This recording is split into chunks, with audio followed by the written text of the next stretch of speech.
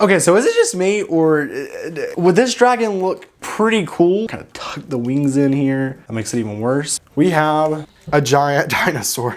I don't know why this intrigues me so much. Hey there, everybody, welcome back to the channel. Today we are gonna be reviewing Lego.com. Lego really needs to update their website. I've literally found every other set besides the one I'm looking for.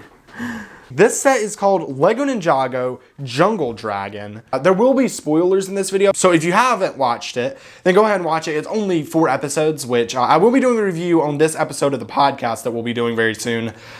Just to let you know, there are spoilers. So go watch that first and then come back and watch this because I don't want to spoil it for anybody.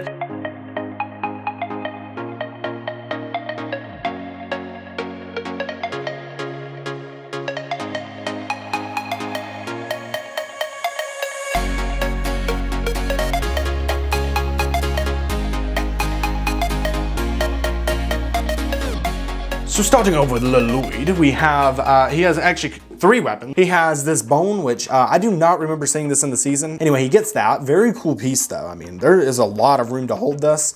He can probably even hold it with 2 hands. Yep, he can. Or, you know, if you really want to, you can have 2 characters fighting over it, even though they actually don't look like they're looking at each other. So they're just ignoring each other as they fight for it. So for the second weapon, we have just this little machete with one of the tassel pieces that they like to use for Lloyd. And it looks good. I mean, it's interesting. They don't usually use this particular piece for a weapon as far as I know. I guess it's a machete because, you know, of course, they're going through the forest. It makes it easier. And then on his back, he has this little backpack piece. But that can, you know, come out. And I just realized I had the hands completely sideways. I always hate when that happens in stop motion. You know, that's probably the most annoying thing that will be in this video, hopefully. So with the legs, we have, you know, a little bit of detail. We have some wraps along there. We have just some printing for, I don't know, some symbols or something. Can't really tell what that is, but because I don't speak Ninjago or write Ninjago. And then on the torso, there's just so much depth there. You have it looks like a strung together suit, which honestly, they weren't in the jungle that long. So I don't know why he has so much, you know, it looks like that he's had to kind of piece it together his suit when in reality, they were barely there. Anyway, that's fine, I guess. And let's see, do we have any back printing? Okay, we do. We have some little pockets right there, and also we have a little strap. He probably feels terrible being decapitated. Our first face is this pretty angry face, and also Lloyd did put some dirt or something on his eyes, just as camouflage. And then on the other one, he has a very worried face. I could see multiple different roleplay things happening there. Now with the hairpiece, this is actually probably one of my favorite things in the set. It's a dual molded piece. It has a like a bandana through it. And the most amazing part for me is that, you know, it looks like the hair is actually going over it a little bit. So it looks so real. And that's just incredible to me. Our Zane figure does not want to stand up properly because, as you can see, this thing is really heavy. Anyway, this is the amulet. We'll look at that separately in a second. I just want to take a look at the figure first. So with the minifigure for Zane, we have just a little bit of changes here. He has a ripped open shirt. To reveal some of his mechanics. I believe that right there is what holds his heart, or maybe is that his heart? I don't know, one of these is his heart, and that's really cool to see because we have not seen that for quite a while. For the back printing, we have just a little bit of armor and a strap. His is actually a lot more neat than Lloyd's is. So for his weapon, he gets the bow, and he's had that for quite a while, the little bow that he has right here. Of course, you've already seen that. Oh, I'm knocking over figures, that's just great. We have the little bow and arrow. The little pack that holds the bows. I don't know what you call that, but that's what that is right there. For his faces, he has a very angry face, and then he actually doesn't have a face for the second one, which I really like this because they always include this really big smile that's kind of, to me at least, useless, but it's just so huge that you can't put it under any masks. So for the first villain, I've actually had to put my camera quite far back because his spear is so long, but it's just a spear in white. I really like it like that. It looks great. So this is actually my favorite villain figure in these sets just because the mask piece looks so cool. Taking it off, it is an actual helmet. You can put it on literally any figure. Like for example, if we wanted to take a stormtrooper or something, then we could actually put it on him. And so that's just a really cool piece. For the printing, very, very good printing. He has a piece of probably the amulet or a piece of some sort of thing that gives them their electricity powers, I'm guessing. Then for the face, these guys actually have very similar faces, the 2 bad guys. And then for the back, we have the same printing going through, just some sort of body armor that looks, what is that made out of? Like coconuts, pineapples. I don't know why I think it's made of pineapples, but the one thing that I do have a complaint about this in the show, now the figures look great in real life. Like just looking at them right now, even on camera, I mean, it's about the same. They look good, but in the show, they're way too bright. The figures themselves though, are just incredible. That is possibly until we get to this figure. But we do have two weapons. We have, they're literally identical. They're just like teeth pieces, probably took it from something. And then we have the actual armor, which looks really good. We have the face that I was mentioning, which is literally the same face that this guy has. And then these are actually two personalities. So these are technically two separate people, I guess. Oh my goodness. No, focus. Good. Yeah, that face, both of the printings look really, really good. And I really like how they included these little lines right there. Not sure what they're supposed to be. Then of course, he has a little ponytail right there. Yeah, pretty sick. And then on the back, we have just a ninja mask. That does look a bit weird, but it's fine. Then we get something that I didn't actually even see in the show. This is a little boat for them to travel on. You know, full disclosure, I might not have been paying attention at the part that this appeared in. This looks to be Zane's, of course, because of the white color scheme and the shuriken symbol. And yeah, the sail is, you know, built up decently. It works well. You can, you know, position it to make it look like that it would be going different ways and things like that. It has two katanas at the side, and these are actually just details. They're not meant to be taken off and used as weapons or anything. Then at the bottom, we have these really nice gold pieces, and that's just incredible. Then we have, I guess this is supposed to be the little control where you would make the boat go faster and everything, so you can move that back and forth. Not entirely sure if that's what it's actually meant to be, but that's what I'm using it as. And then we have the place where the minifigure can actually stand, and yes, they do stand on this.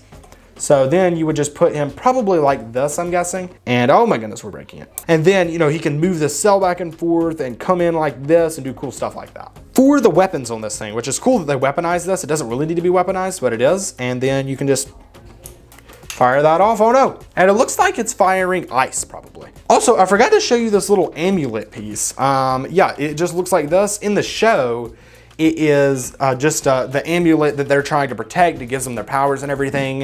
It was given to them by the first Spinjitzu master, but this looks pretty accurate to it. Not 100% because it's more flat than the thing actually was in the show, but it does look good. I mean, I think it's a very, very nice collectible piece. With the dragon build here, which is like the main reason that you would get this set. Now in the show, this thing acts very much like a dog. And with the design for this, they did a really good job. So spoilers for what I'm gonna say about this set. So first, starting off with the head, of course, we have this big molded piece with some very nice printing. We do have one sticker, which as you know, I've said this multiple times, I do not like stickers. I never will.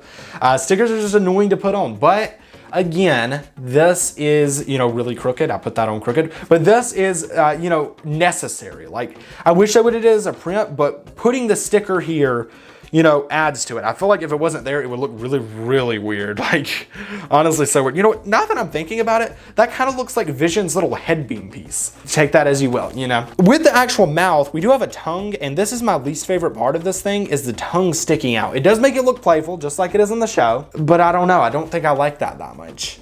You can open the mouth, and here comes my least favorite part. I don't know what to think of this. I mean, they put it on some droid arms, and I call them droid arms because that's what they use for the Star Wars, you know, battle droids. And so that allows you to do this. I mean, what is that? That's how he chews his food. I mean, that's my least favorite part because when you open it, you tend to, you know, hit it a little bit and then you try and close it and it just looks like he has a huge overbite. And one thing that I did want to point out is that this actually looks a lot like the Overlord's dragon as far as the mouth goes. Like in the show, it had very curved out teeth that almost looked rubbery. And that's a lot of what this looks like. These are not too, no, they are actually pretty rubbery. I've never actually felt them. They do bend. Wow, interesting. With the neck posability, it does really, really good. So you can get like multiple different poses. You can do like this and have it turn toward the camera.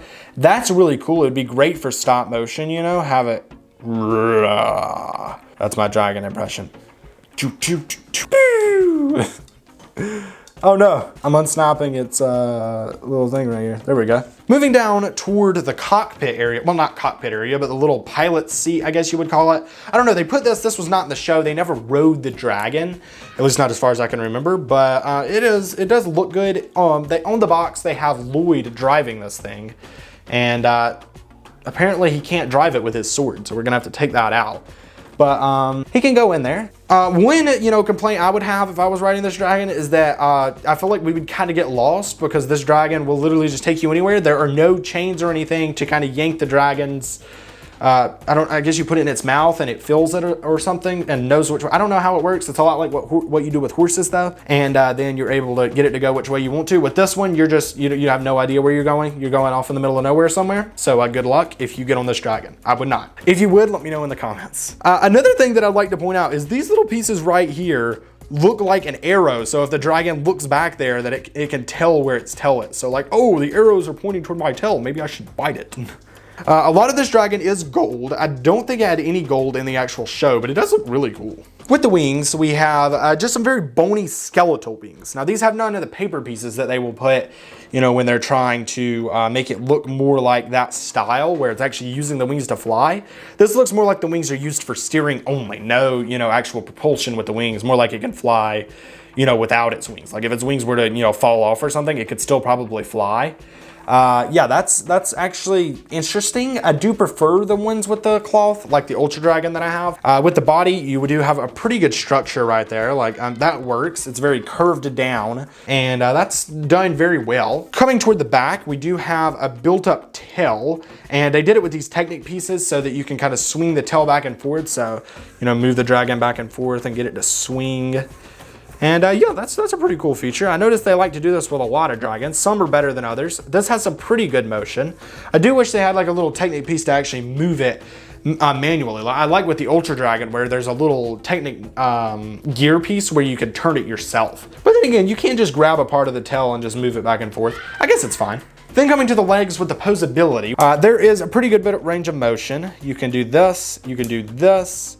Of course, the ankle can move, which is pretty good. And of course, the toenails will move with the leg. So honestly, it kind of looks better like that to have it up on its, I don't know, near its tippy toes. I don't know what you call that. I mean, I guess its tippy toes would actually be like right here. But yeah, of course, you really don't want to do that. It might chip it out, you know? And then over here, we have the front leg. And here's the difference. We have a little chain right there. So it looks like it has been captured before. I'm not sure about what. Maybe the Islanders or something. The Islanders didn't seem like the type of people to capture dragons, but maybe they were. Overall, very cool.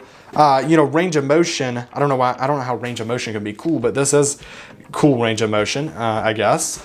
As for swooshability, this is something that's important to me in everything from ships to dragons, you know, being able to fly it around properly. To test swooshability, we will simply just pick it up. I think what we're gonna do is we're gonna move the leg forward to make it look like, you know, it's propelling itself. It knows it's purposely going forward.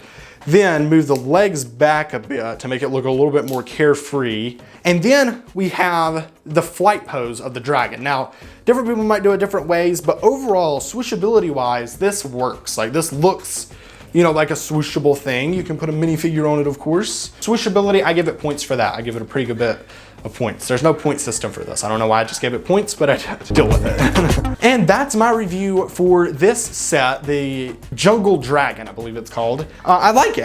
It's very colorful. I did forget to mention this.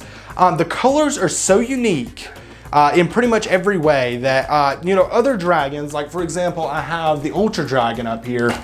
This one right here is, you know, regular colored. Like it's not very colorful. There is a couple stickers here and there, but it's a very typical dragon color. It's white. This green, well, I guess teal dragon, I guess you would call it. I'm not sure if this is teal or cyan.